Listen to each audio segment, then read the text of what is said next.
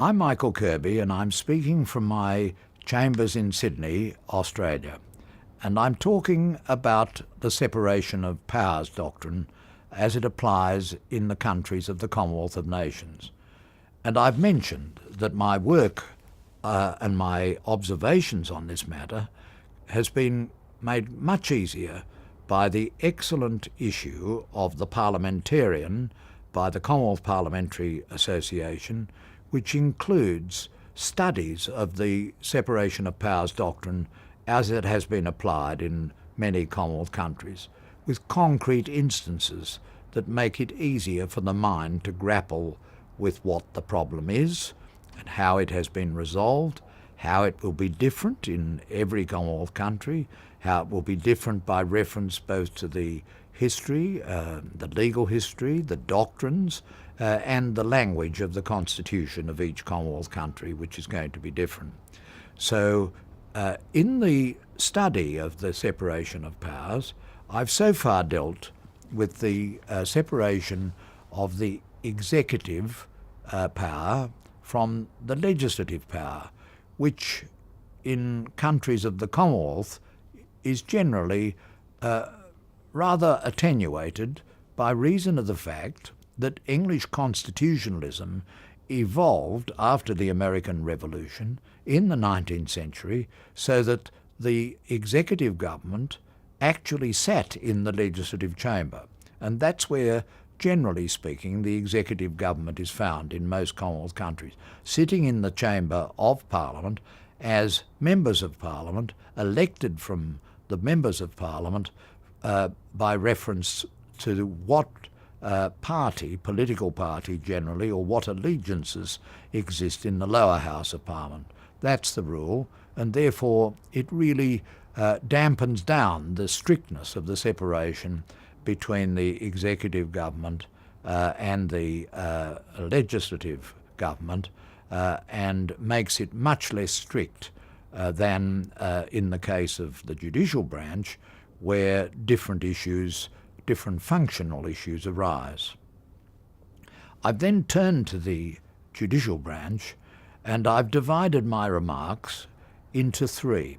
The coming in of the judiciary to appointment.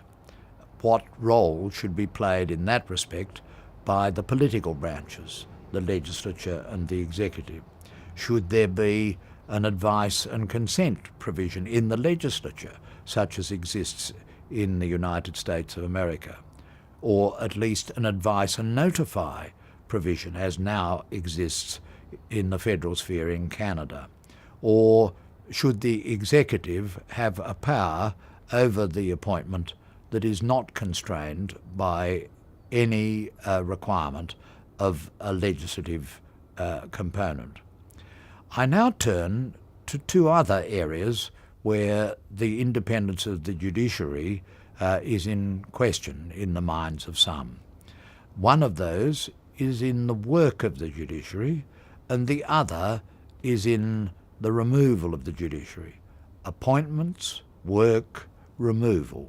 That is a chronological examination of the judiciary and the degree of independence that can be expected and is required by the Latimer House guidelines of 1998 and of 2003, and also by the principles of the Commonwealth Charter and by the principles of our own constitutional provisions in our own separate countries.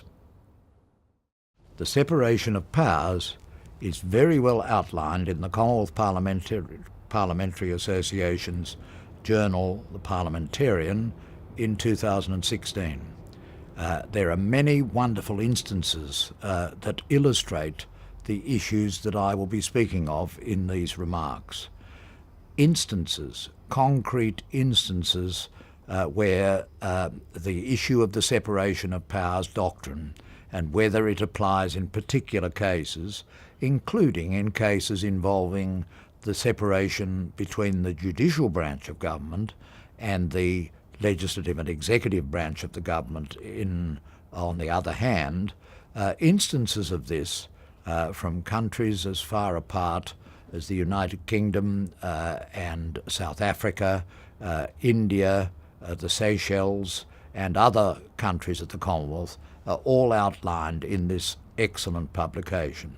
And what I say to you about this has to be understood against the background of this publication and the many instances from Commonwealth countries that are dealt with in it. Now, I've said so far in my remarks that the strictness of the separation of powers doctrine in the case of the executive government and the legislature is much less severe in the relationship between those two governmental branches of government and the judiciary. The judiciary does stand aside, and whilst there must be a degree of cooperation between all of the branches of government in a particular country, because they are all part of the governance of the one country, nonetheless there is a requirement for a very high degree of separation in the case of the judiciary. And this is because political government, the government that takes place in the executive government, the political executive, and the legislature, of the politicians wearing the hats either of the executive or of the legislature, political government can be very assertive and very opinionated, and the judiciary has to remain very calm and very separated, and that has to be symbolised both in what they do and the appearance of what they do. Can I give you an example? In Canberra, when I sat on the High Court of Australia, we would sit in the court building, which is down by the lake in Canberra. Parliament is up on a hill, a couple of miles distance from the Judicial Branch. And that was one symbol of our difference. But on the other hand, we got together on some occasions, on the great ceremonial occasions when a new Parliament was elected and when the Governor-General read the speech from the throne to symbolise the opening of a new Parliament.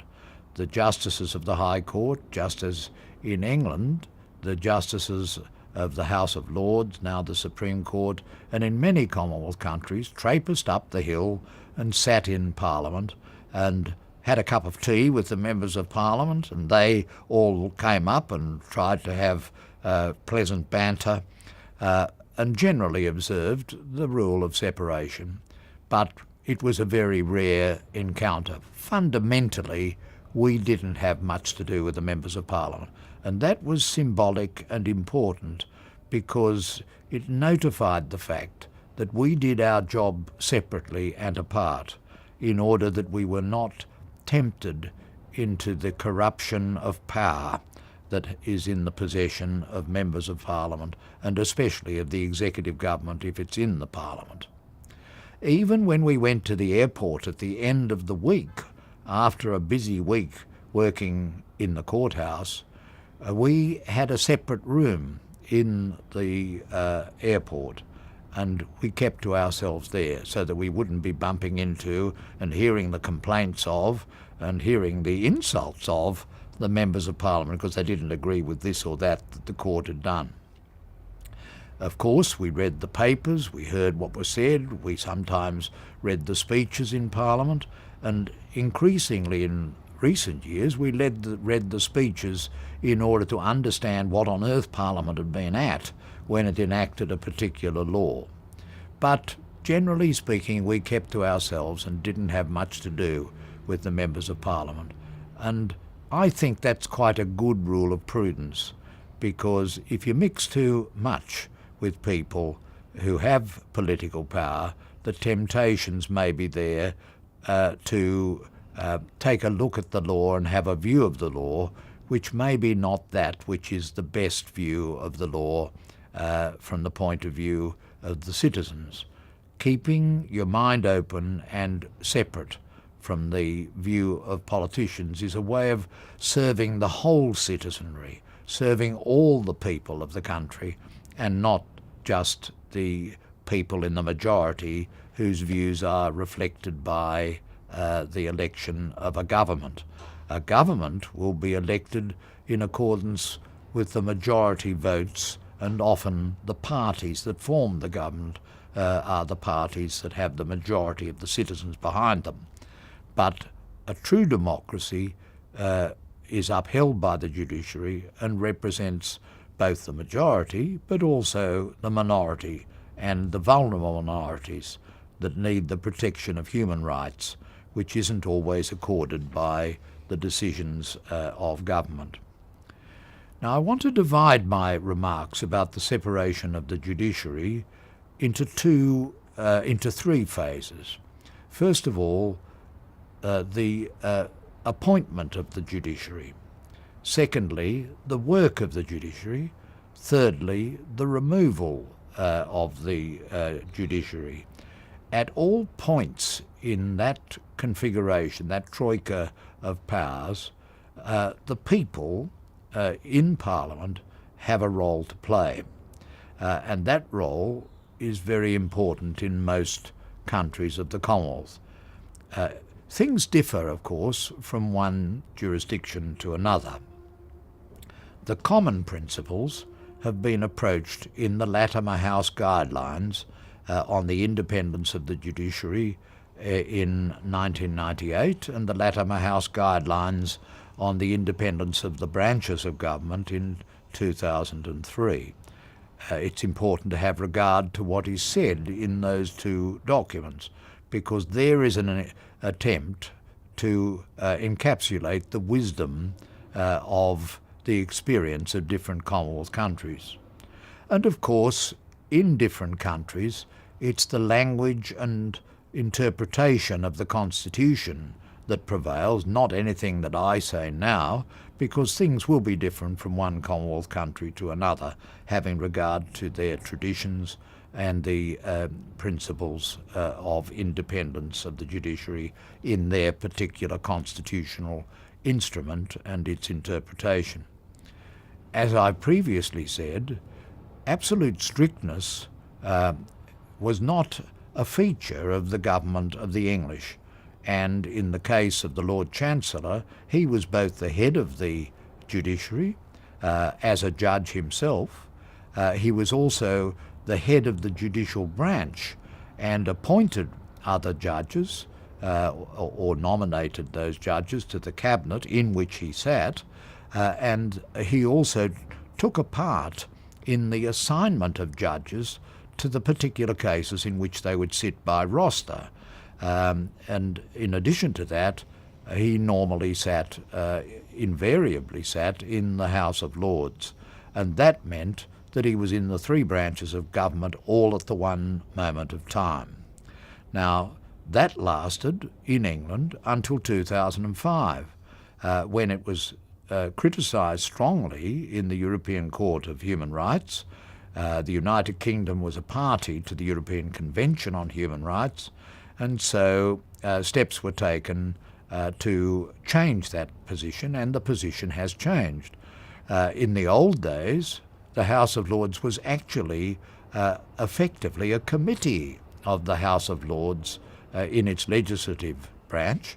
The law lords actually spoke in the debates in the political chamber of the House of Lords, and they had their sessions, their judicial sessions, in the committee rooms of the House of Lords chamber in the Palace of Westminster, and nothing was thought the worse of that.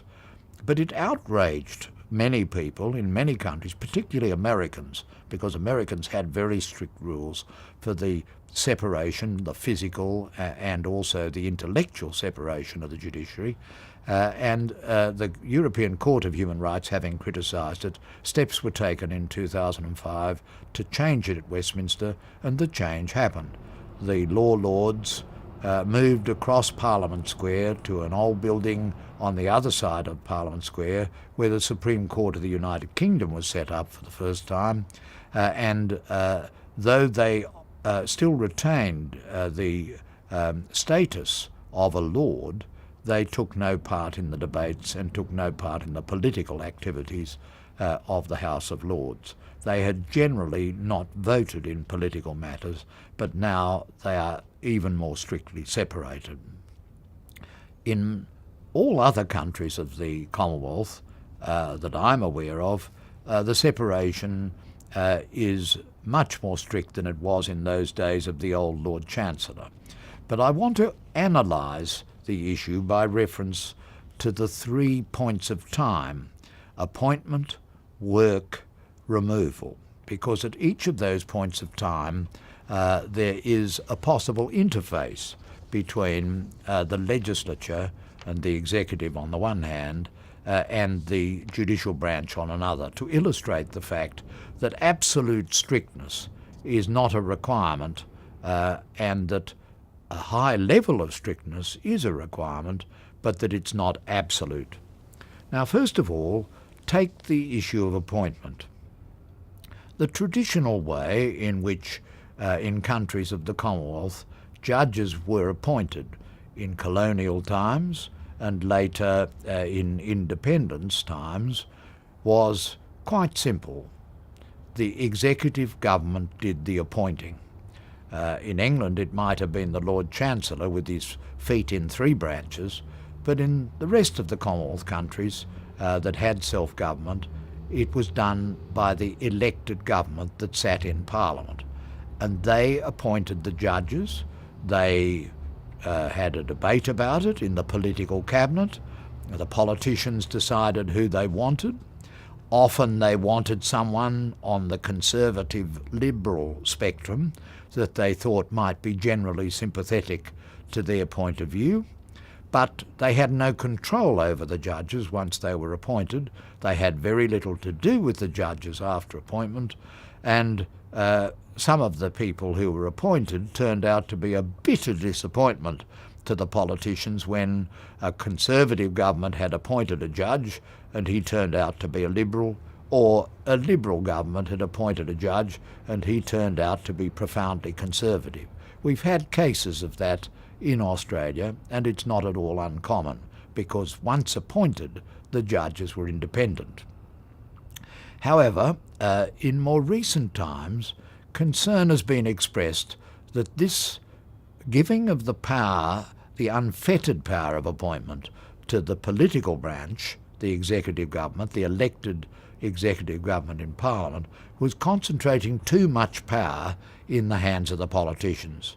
Views to this effect were expressed especially in India, but also in other Commonwealth countries, and sometimes those views were reflected in the provisions of independent constitutions.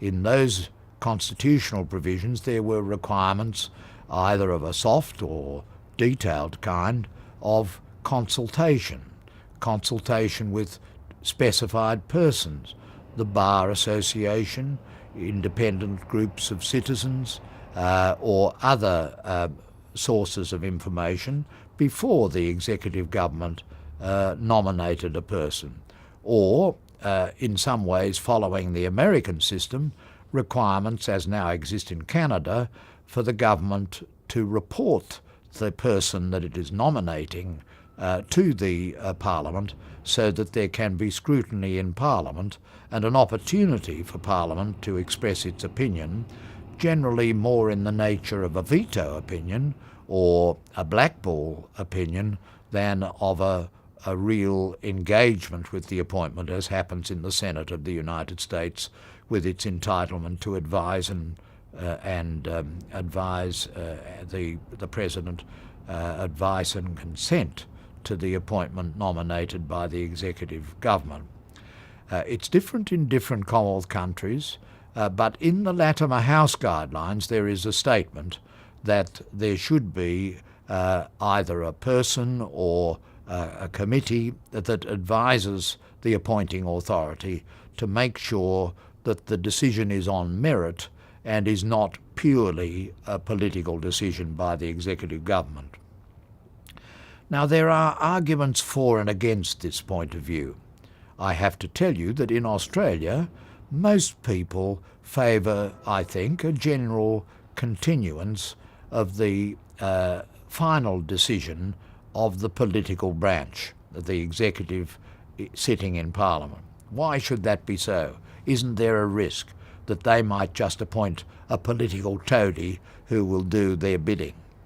Well, in hundreds of years of experience, that has generally not happened. There have been a few failures, but overwhelmingly governments of liberal and conservative dispositions have appointed people who are up to the job, who have a very strong reputation in the profession, and who then take up office and hold themselves independent from government.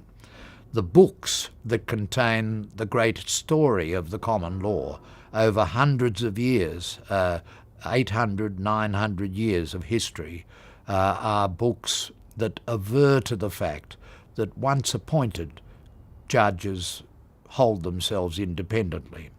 But for some people, that's not enough, and the risks of politicising the judiciary requires something better. In Australia, we've generally moved, because of the provisions of our Constitution, not to an appointments commission or even to a committee of that kind, certainly at the highest level in the judiciary, simply to procedures for advertising for judges and bringing in people from outside by the processes of advertising and sometimes interviewing applicants for judicial appointment. This is something that has happened in recent years, and it tends to be working well.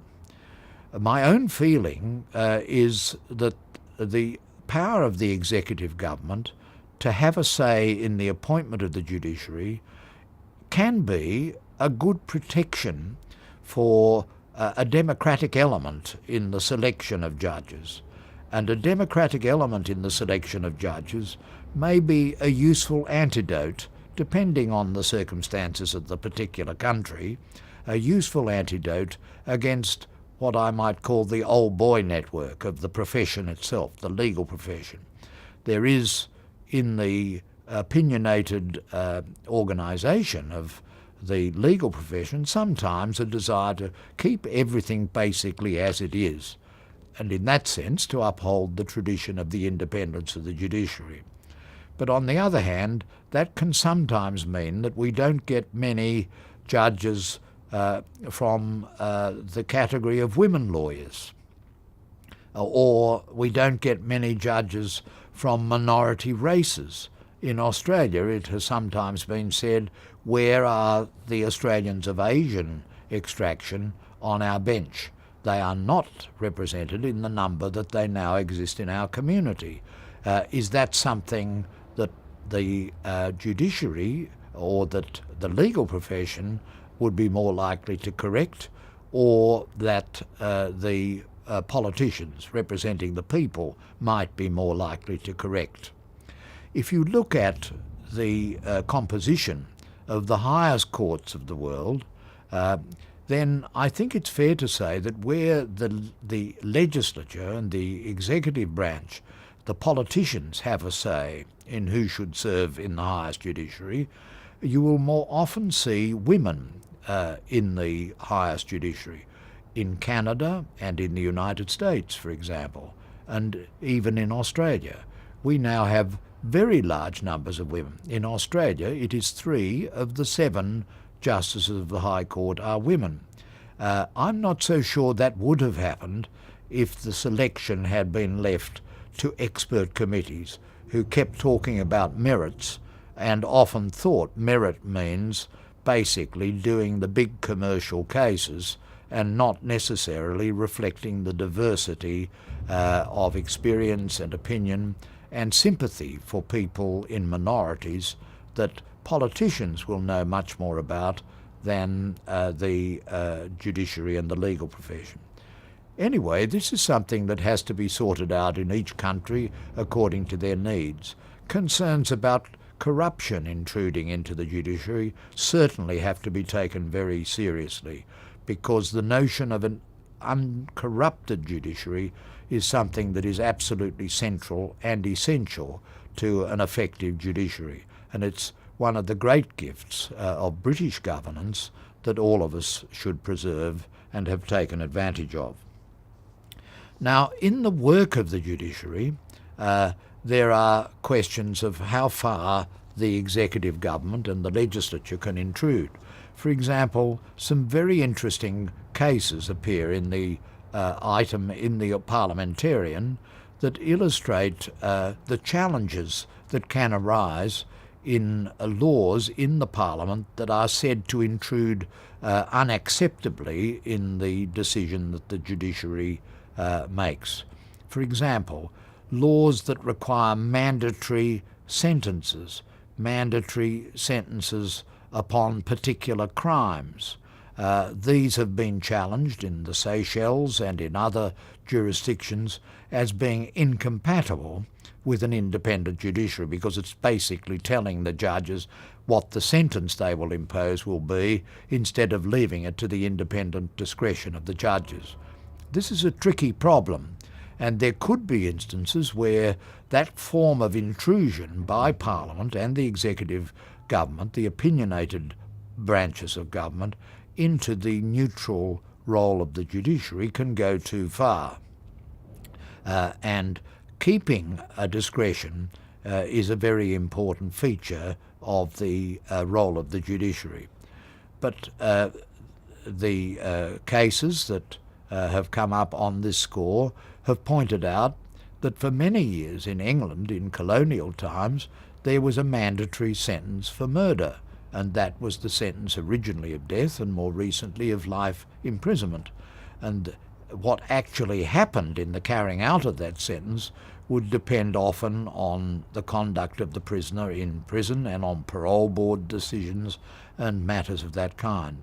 So generally speaking, the complaint that this is a parliamentary intrusion into the judicial branch has not been accepted, and that is seen as something that is acceptable with the separation of powers. Likewise, judicial education is something that has come up quite frequently in the arguments of independence.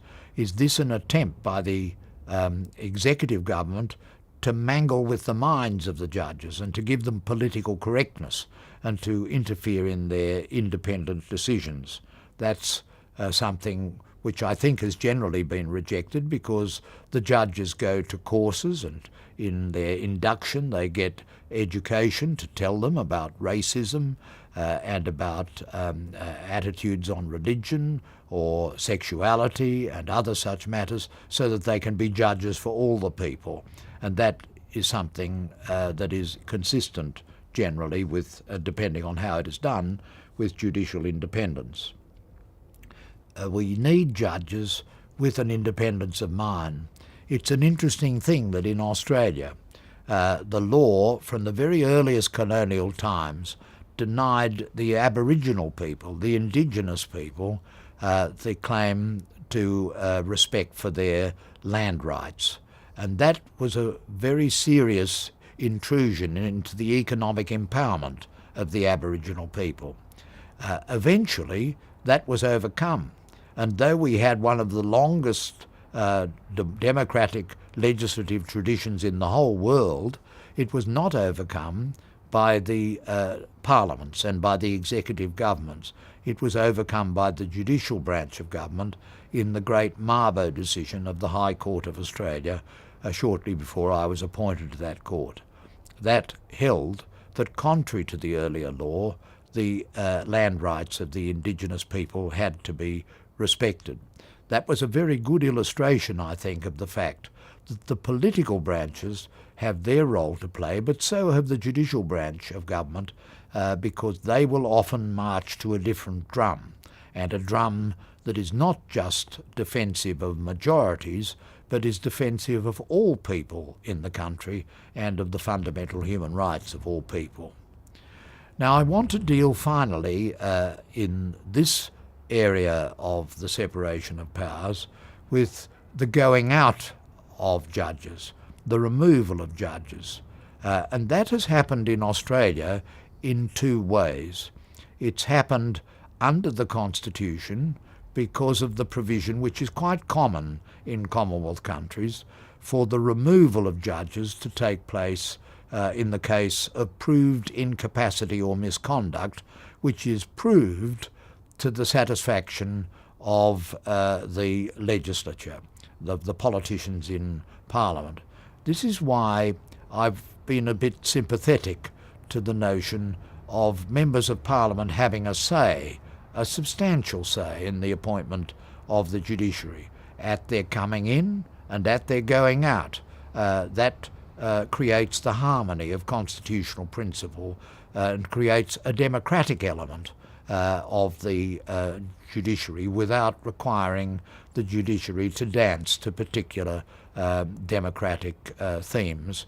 But it gives the people a say in the appointment and in the removal of judges, and I don't think that's such a bad thing, because the people are generally wise in such matters, and certainly that has been our general tradition.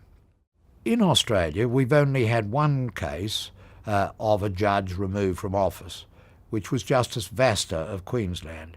He was removed under the processes of the constitutional principle by the Parliament in Queensland.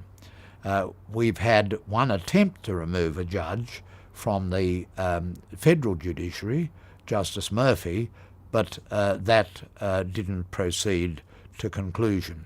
And so it's a very rare thing that the formal removal of judges by Parliament happen. In New South Wales, we've had a couple of instances across the road in New South Wales Parliament where proposals have been made for the removal of judges, but those proposals have not been accepted by Parliament. The judges were given a second chance, either to be less bullying in one case or to be more up-to-date in their provision of their judgments in another case, and generally those sorts of decisions lead very quickly to the resignation of the judge concerned. But the formal power exists. We have had cases in Australia where courts have been abolished, and that has led to the difficult question of what should be done to those who have been appointed to the old court with the expectation that they will continue to serve.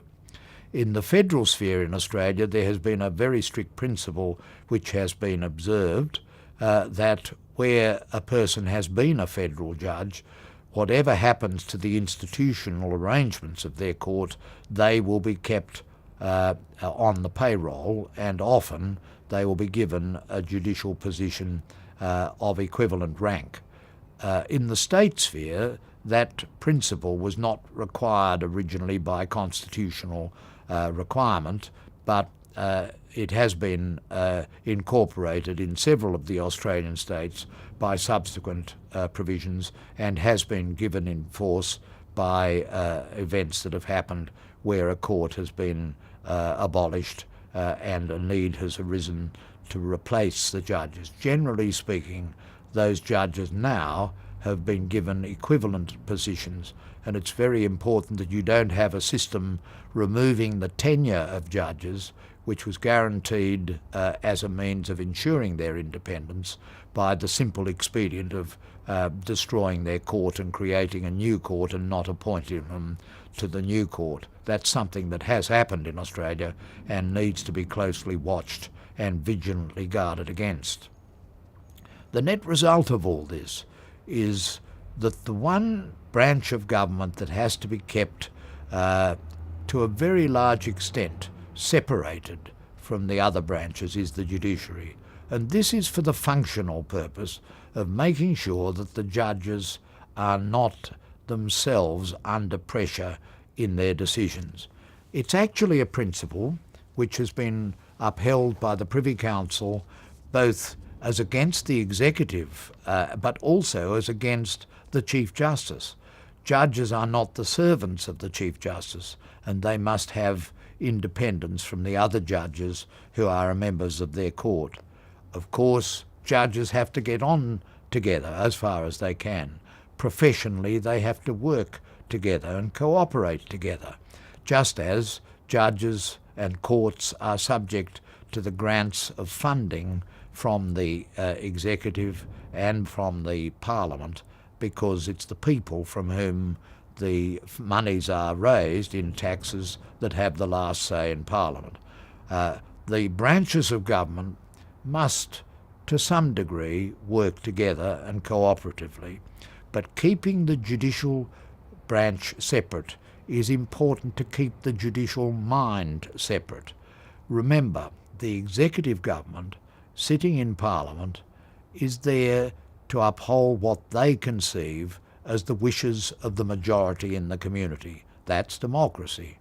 But the judges are not there for that exact purpose. The judges are there to uphold democracy and to be as democratic as their office permits. But they're also there to respect and protect minorities. And in Australia, that's been a very important feature of the judiciary, because our parliaments have not always respected minorities. They've not always respected the Aboriginal minority. They've not always respected women, although they are a majority. They've not always respected people of races other than the majority race, as was the case in the White Australia policy when I was a young man.